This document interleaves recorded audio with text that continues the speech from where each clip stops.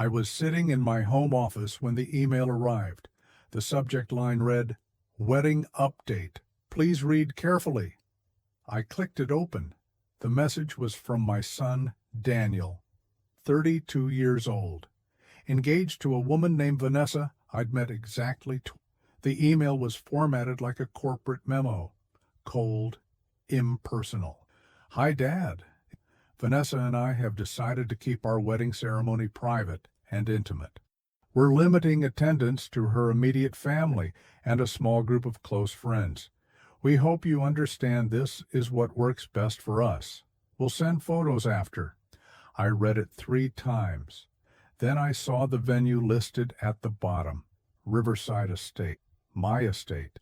The property I'd owned for 19 years, the one I'd spent weekends restoring, the one Daniel had asked, telling me how much it would mean to him to get married there, how it carried so many memories, how he wanted to honor the family.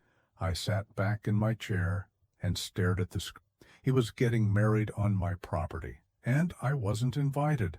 I didn't call him. I didn't fire off an angry reply to make sense of it. Trying to understand how a son could look his father in the eye, ask for access to something deeply personal, and then shut him out of the reason he wanted it in the first place. The cursor blinked on my screen. I could see my reflection in the dark portions of an older man, graying at the temples, lines around the eyes that hadn't been there a decade ago. I looked tired. I felt tired. I didn't sleep. I lay in bed, staring at this, replaying every conversation, looking for the... She just said she needed to be, that she'd been unhappy for years, that staying would be a lie. She moved out within the week, moved in with him within the month. Daniel stayed with me. I remember the day she left. Daniel stood in the driveway watching her load boxes into her car. He didn't cry. He just watched. When she drove away, he turned to me and asked if we were going to be okay. I told him yes. I told him I'd make sure of it. I won't say I was a perfect father. I worked long hours. I was building my consulting firm from the ground up. There were nights I came home after he'd already gone. Mornings I left before he woke up. But I was present when it mattered. I showed up. I drove him to soccer practice even when I was exhausted. I sat through school plays and parent-teacher conferences. I helped with homework at the kitchen table until midnight when he had projects due. I taught him how to change a tire, how to shake someone's hand and look them in the eye, how to show up on time and keep your word, how to be a man who could be counted on. I thought those lessons meant. I thought he was When he was 16, he told me he wanted to go to an out-of-state college, a private school, expensive, one of those places with old brick buildings and ivy on the walls, the kind of school I'd never been able to afford when I was his age. Rebecca had remarried by then. She had 2 stepchildren. When Daniel asked her about helping with tuition, she told him she couldn't. She said she had other responsibilities now. She said her new husband's kids needed braces, and one of them had special tutoring needs. She said she hoped Daniel would understand. So I paid. All 4 years. Tuition, housing, books, spending money. I refinanced the house to cover his junior year when a consulting contract fell through unexpectedly. I didn't tell him that. I didn't want him lying awake at night worrying about money the way I did. I wanted him to focus on his future, on building something better than what I'd had. He graduated with honors. He got a corporate job in another city. He called less and less. Our conversations became transactional, surface level. How's work? Fine. How's the weather? Cold. We should get together soon. Yeah, definitely. But we never did. I told myself it was normal. He was building his life, finding his way. I didn't want to be the needy father who demanded attention, who made him feel obligated, who became a burden. So I gave him space, maybe too much space. When he told me he was engaged 2 years ago, I was happy for him, genuinely happy. I asked to meet Vanessa, asked when we could all have dinner together. He said they were busy, maybe later. He'd let me know. Months passed. I asked again. He said Vanessa was traveling a lot for work. Then the holidays were crazy. Then they were dealing with apartment stuff. There was always a reason. I stopped asking. Then, 6 months ago, he called, out of nowhere, middle of a Tuesday afternoon, and he asked if the estate. I was driving back from a client meeting and took a wrong turn. Ended up on a back road I'd never been on before. And there it was, sitting behind overgrown hedges, with a faded for sale sign, half fallen in the weeds. It was a disaster when I found it. Sagging roof, rotted floors, broken windows. The previous owner had abandoned it years earlier, but I walked through it anyway, stood in what used to be the living room, and looked out at the view. And I saw something, not what it was, what it could be. I spent years fixing it, weekends, evenings, summers. I learned how to do things I'd never done before. Replaced the roof myself with the help of a couple of guys from church. Sanded and refinished every floor by hand. Rebuilt the stone wall around the garden one stone at a time.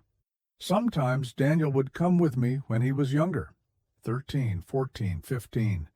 He'd help me clear brush or carry supplies. We didn't talk much while we worked, but it felt good, felt like we were building something together. He told me once that he liked it out there, said it felt peaceful, said it was the one place where things made sense. I remembered that. As he got older, he stopped coming. High school got busy, then college, then life. But when he called 6 months ago, his voice was different, warmer, almost nostalgic. "Dad, I've been thinking," he said. "Vanessa and I want to get married at Riverside." I was surprised, pleased. I hadn't expected that. "Of course," I said. "I'd be honored." "It means a lot to me," he continued. "That place has a lot of memories. Good memories. I want to start this new chapter somewhere that matters, somewhere real." We talked logistics, dates, access, what they'd need. I told him I'd make sure the grounds were in perfect shape. I even offered to cover some of the costs, help with catering or flowers or whatever they needed. He thanked me, said that meant a lot, said we'd talk more soon. I hung up feeling something I hadn't felt in years. Hope. I thought we were reconnecting. I thought I was getting my son back. After reading it that first night, I went back through our recent texts, looking for clues, looking for signs I'd missed, trying to understand when things had shifted. There weren't many exchanges, just short replies to questions I'd asked. "How's work?" "Busy." "How's Vanessa?" "Good." "Want to grab dinner sometime?" "We'll figure it out." "Talk soon?" "Yeah." I scrolled back further, months, a year, 2 years. The pattern was clear. Every time Daniel reached out, it was because he needed something, a reference for a job application, advice on a lease negotiation, help understanding an insurance policy, a recommendation for a financial advisor, and every time I gave it, the no follow-up, no thanks for your help, no how are you doing, just silence until the next request. I realized he'd been pulling away for years, and I'd been too afraid to confront it, too afraid to seem needy, too afraid to push him further away by asking for more. So I'd settled for crumbs and told myself it was enough. I thought about calling, asking him directly why I wasn't invited. But something stopped me. Maybe it was pride. Maybe it was fear of what he'd say. Maybe I just didn't want to beg my own son to include me in his life. So I did nothing. I told myself I'd wait, see what happened next. Very organized. She sent a whole production schedule, tent setup, catering timeline, florist, delivery. She's got everything mapped out to the hour. Did she mention me? No, Joan said carefully. She didn't. I thanked her and hung up. I sat at my kitchen table. My son was coordinating an entire wedding on my property, using my resources, and hadn't included me in a single conversation, hadn't asked for my input, hadn't confirmed arrangements, hadn't even acknowledged my existence. He was treating me like a landlord, not a father. I stared out the window at the backyard, at the garden I'd planted, at the fence I'd built, at the small space I'd carved out for myself over the years, and I felt something crack inside me. Not anger, not yet, just a deep, hollow. I went back through emails, through texts, through every interaction we'd had over the past 2 years. I made notes, tracked patterns, looked for moments when he'd shown genuine interest in my life. There weren't many. When I'd mentioned I was recovering from a minor surgery last year, he'd said, "Hope you feel better," and changed the subject. When I'd told him I'd closed a major client deal, he'd said, "That's great," and asked if I knew any good real estate agent. When I'd invited him to Riverside for my birthday, he'd said he was busy but would try to make it next year. He never did. Every conversation was transactional. Every interaction was need-based. I was a resource to him, a tool, someone who could provide things when necessary, not a relation. I thought about the years I'd spent supporting him, the sacrifices I'd made, the nights I'd worked late so he could have what he needed, the moments I'd swallowed my own disappointment so he wouldn't feel burdened, the times I'd said, "Don't worry about," when he forgot to call on my birthday, and I realized he didn't see any of it. Or worse, he saw it and didn't. He'd learned he could take without giving, and I taught him. "We'll have everything cleared by Sunday evening. Thanks for your flexibility." No greeting beyond the formal opener, no acknowledgement of who I was to Daniel, no recognition that this was my home. Just logistics. I read it twice. Then I opened the original agreement Daniel and I had discussed. It was informal, just a conversation. But I'd followed up with an email months ago summarizing what we'd talked about, confirming dates, asking him to let me know when things were finalized. I reread it. Nowhere had I given final approval. Nowhere had I signed off on specific dates. I'd said we'd work it out, and we never did, because he never asked. He just assumed I'd say yes, assumed I'd accommodate, assumed I'd be grateful to be used. I sat with that for a long time. He handled my divorce, my business contracts, various property matters over the years. He's practical, blunt, trustworthy. "I need to understand something," I said. "If someone is planning an event on my property without a signed agreement, what are my obligations?" Martin was "Legally, you don't have any. If there's no contract, no written approval, no formal agreement, you're not bound to anything." "Why? What's going on?" I told him the situation, the whole thing, the email, the exclusion, the assumption. He didn't say much while I talked. When I finished, he sighed. "I'm sorry," he said. "That's rough. That's really rough. What are my options?" "Legally, you could deny access. It's your property. You control who uses it and when. But that's a nuclear option. Is that what you want?" I thought about it. "I don't know yet. But I want to know where I stand." "You stand on solid ground," Martin said. "Whatever you decide, you're within your rights, morally, ethically, legally. You don't owe anyone access to your property, especially not someone who didn't have the courtesy to include you in their plans." I thanked him and hung up. I didn't make a decision that day. I just sat with the information, with the knowledge that I had options, that I wasn't powerless, that I could say no. I walked down to the water and stood there for a long time, watching the light change on the surface, watching the way the breeze moved through the trees, listening to the quiet. This place had saved me once, after Rebecca left, after everything fell apart. This place had given me something to focus on, something to build, something that was mine. And now my son wanted to use it as a backdrop, a set piece, a location. I thought about all the hours I'd spent here, the sweat, The frustration, the satisfaction of seeing something broken become whole again, the vision I'd had for this. And I thought about Daniel, about the boy who used to help me rake leaves and complain about mosquitoes, about the young man who had stopped calling, needed something, about the son who had looked me in the eye 6 months ago and asked to use this place for the most important day of his life, and then decided I didn't belong there. I felt something shift inside me. Not anger, not sadness, just clarity. A quiet, certain understanding of what needed to happen.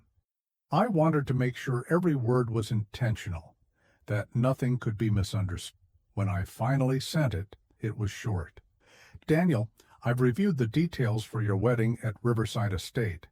Unfortunately, I won't be able to accommodate the event on the requested dates due to prior commitments with.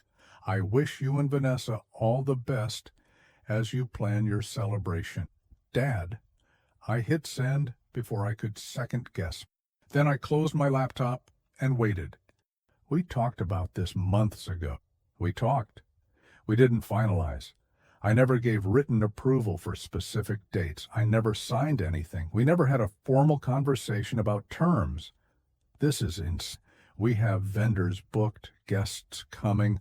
Vanessa's family is flying in. We have deposits down. Everything is set. I'm sure you'll figure it out. There was a long silence. I could hear him breathing, could imagine him pacing, running his hand through his hair the way he used to when he was frustrated. Why are you doing this? You didn't invite me to your wedding, Daniel. Another silence, longer this time, heavier. It's complicated, he said quietly. Then, uncomplicated. Vanessa wanted something small, just her family, close friends. She didn't want what? He hesitated.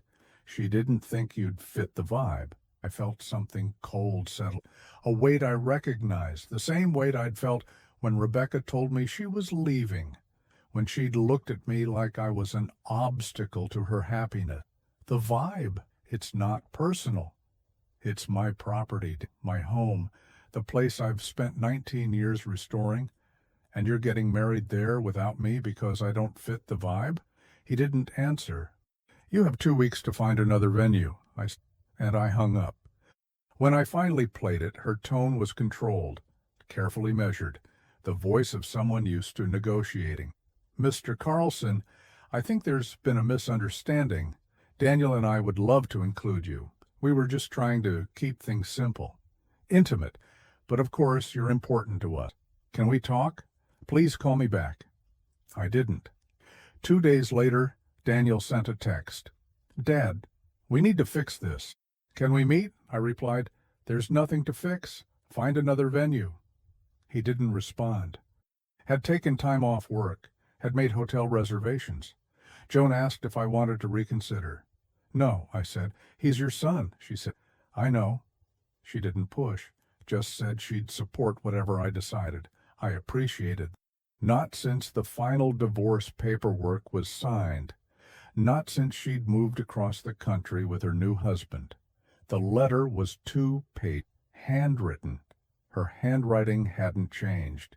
She said Daniel had reached out to her, told her what was happening, asked for her help. She said I was being cruel, that I was punishing him for something that wasn't his fault, that Vanessa had specific ideas about the wedding, and Daniel was just trying to make her happy, trying to start his marriage on the right foot.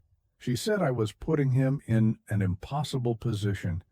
She said I was acting like a child. She said the man she'd married would have been bigger than this, would have understood, would have put his son's happiness first. She signed it. Please reconsider, for Daniel's sake. I read it once. Then I folded it and put it in a drawer. I didn't reply. I didn't owe her an explanation. She'd made her choice years ago, decided what kind of person I was, what I was worth. She didn't get to tell me who to be now. The terrace, the path down to the water, everything was perfect. Joan had made sure of that. The grass was cut, the flowers were blooming, the stone wall was clean. It was a perfect day, sunny, warm. a light breeze coming off the water. It would have been beautiful. I sat on the stone wall by the garden and thought about everything that had led to this moment. I thought about the years I'd spent trying to be enough for people who didn't see me. Rebecca, Daniel, even Vanessa in a way.